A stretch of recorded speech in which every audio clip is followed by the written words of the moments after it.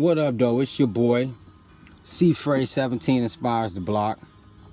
And this is another episode of my YouTube channel, a series that I'm doing called How to Stay Out of Prison. And in the last episode, we talked about how, guys that go to prison tend to find religion or some sense of spirituality. And so in this week's episode, we want to talk about how another intricate part or principle that I apply to my life to stay out. Not only do I apply my spirituality, but I also apply understanding what family means to me. Because once you lock behind those gates, lock behind those bars, all the homeboys gone. All the females that you used to dig with, they gone. And so when you behind them bars or them razor wires and laying on that bunk at night, the only people that you know for sure that's in your corner is your family. And these are the people that we take for granted once we come home. And so what I had to learn to do, or the principle that I developed, was valuing my family. Because my family had put so much time, energy, and effort to make sure that I was okay when I was behind those bars, that it pretty much drained a lot of them. It took a lot out of them. I didn't understand that even though I was the one doing time, that they were doing time right along with me.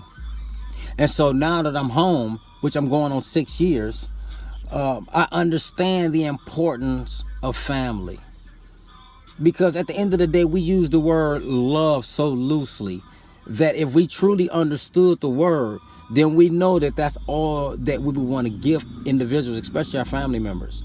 And when we go to prison, we're not really loving our family, because we're going to put so much pressure on them to make sure that they supply us with visits, money on the phone, be able to collect calls, a lot of unnecessary pressure that they don't deserve.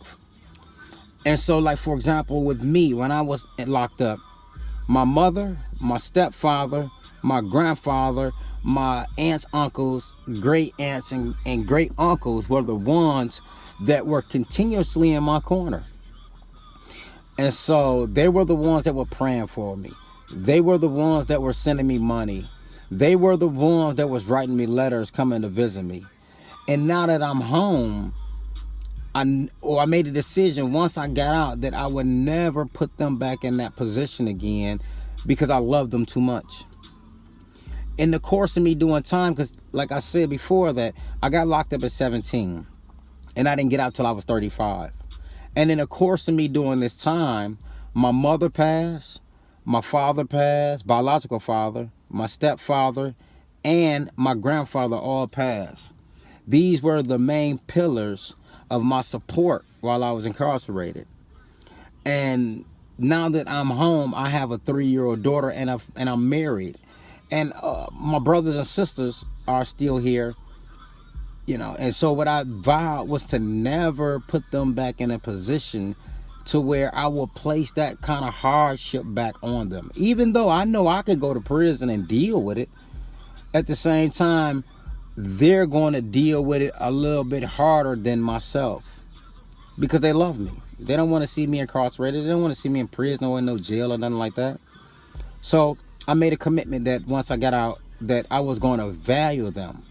I was going to put value on them to make sure that I never give them an unwanted burden that they would have to carry around with them. So that's my message in this YouTube video, is that we have to understand the importance of family. Getting out, going to the hood, hanging out with the homeboys, that's cool for a minute. It's okay growing up when you're a young fella. But once you get older, that goes out the door. Especially in the time of need.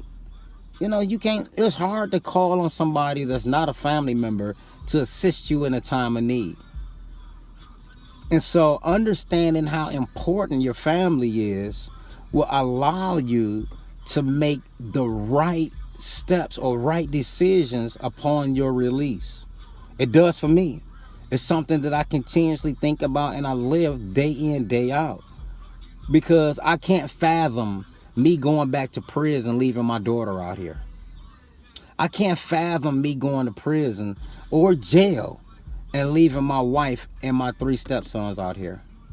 That's something in my brain now that I can't even conjure up to bring forth an image to see how it's gonna be. Because I value them too much.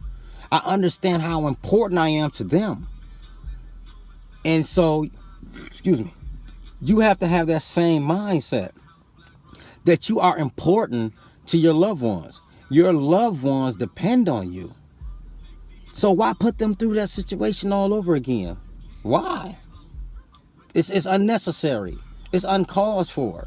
And then let's just say hypothetically you go to prison and this time around they say, you know what, I'm not messing with you. It happens a lot.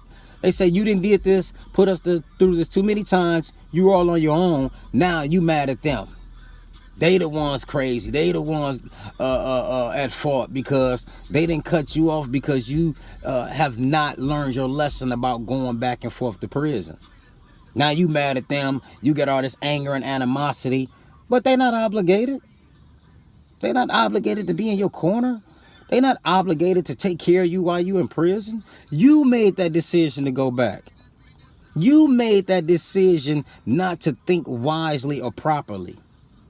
So if you go to prison, they don't have to stay in your corner. That's not their duty. That's not their obligation. If they by chance happen to be in your corner while you're doing that time, that's just a plus. It's a blessing. So now I'm directing a message towards those that have been, why put them back through that? And I want to talk to the family for a minute. You got to understand too that when somebody gets out of prison, right, you play a major part in their transition or their development from a prisoner now to a citizen, because we don't understand how things work out here, especially after you've done a nice amount of time. So one thing you have to do is you have to be patient with those that's coming home. You have to be patient because they're behind. It's just that simple. They're behind. There's a gap in their lives that they have to catch up to. And so you can't put a lot of pressure on them to be an overnight success when it comes to getting out of prison and then making something of themselves. Just continue to pray for them. Continue to give them assistance in areas that you can. I'm not saying take care of them. I'm not saying continue to put money in their pocket, especially if they're an able-bodied man. But yet just assist them in areas where you can. Because the whole goal of me giving this information is so that people can get it and then we can bring down the recidivism rate. I really consider myself somebody to be successful when it comes to doing over 17 years in prison and then getting out and staying out. I mean, I'm married. I have my first child. I no longer live in my home town or state of Flint, Michigan. I'm now living in Atlanta, Georgia. And I'm loving the moves that I'm making because I'm committed to being free. I'm committed to serving as an example to others that may need some type of guidance or some type of direction on how to do this thing. Because there was challenges. I'm not gonna lie, when I came home, there was challenges. So, but I'm committed to it. I've made a vow. I've developed these principles that I'm going to continue to share in the course of this How to Stay Out series. But it takes work. It takes practice. And it takes time to develop these kind of things so that you can have them ingrained inside you and you live in accordance with them day in and day out. A day doesn't go by that you live outside of these principles to keep you free. I know they don't for me. I'm committed to it. I'm committed to it just like a recovering addict is. So, once again, to all of my prisoners prisoners that just got home or people that have done time. In my last video, we talked about maintaining that spirituality because just about all of us has it. And in this week, or in this video, I want to encourage you to value your family, man. I can't emphasize that enough. You know, especially if you have a mother still present, a father still present, a grandfather, you know, people that was really there for you.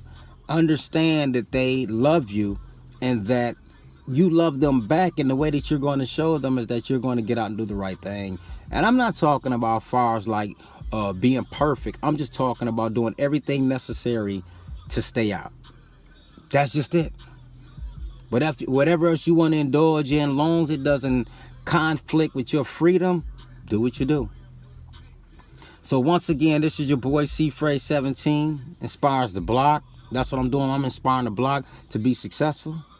You can find me on Instagram at C-Phrase17 Inspires the Block.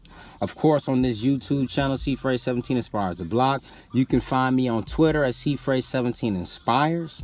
Also, my podcast, I have a podcast, Live from the Kitchen. Okay, Live from the Kitchen podcast. It's available on iTunes, and also it's available on iHeartRadio. So once again, this is your boy, C-Phrase17 Inspires the Block. Saluting all my ex-cons and all my comrades, those that's been, you know, in the concrete jungle fighting, you know, for their freedom. I salute you guys and you ladies. And I just pray that you continue to have a blessed day on purpose. Salute.